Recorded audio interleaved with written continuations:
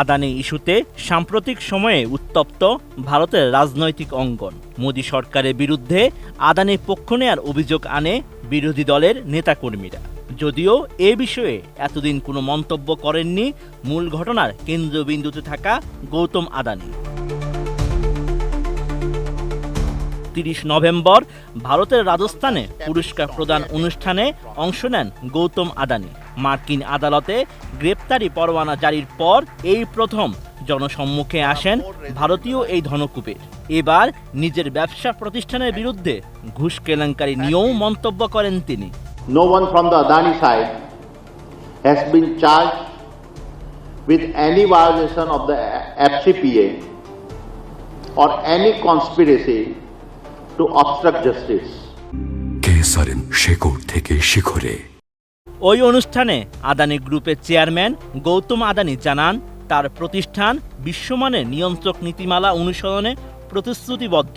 Work through the legal process.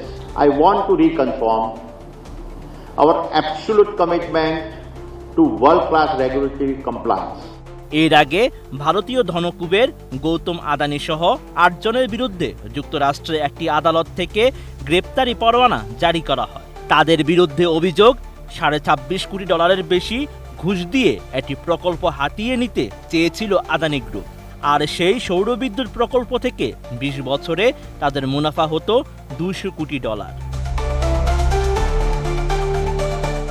ঘুষ ও প্রতারণা ছাড়াও ২০২৩ সালে মার্কিন তদন্ত সম্পর্কে জনসাধারণের উদ্দেশ্যে বিভ্রান্তিকর বিবৃতি দেওয়ার বিষয় পরে যোগ করা হয়। তবে এসব অভিযোগ অস্বীকার করে সব ধরনের আইনি ব্যবস্থা নেওয়ার ঘোষণা দিয়েছে আদানি গ্রুপ।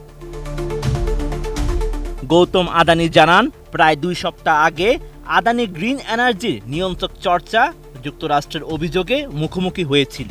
এটি প্রথমবার নয় যে তারা এমন চ্যালেঞ্জের সম্মুখীন হয়েছে। প্রতিটি আক্রমণ তাদের আরও শক্তিশালী করে তোলে।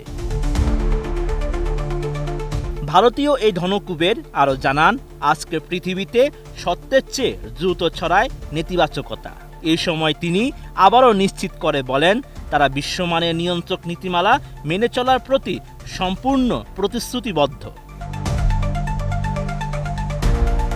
এদিকে আদানি সহ বাকি ৮ জনের গ্রেপ্তারি পরোয়ানা নিয়ে ভারতকে কোনো তথ্যই দেয়নি মার্কিন আদালত।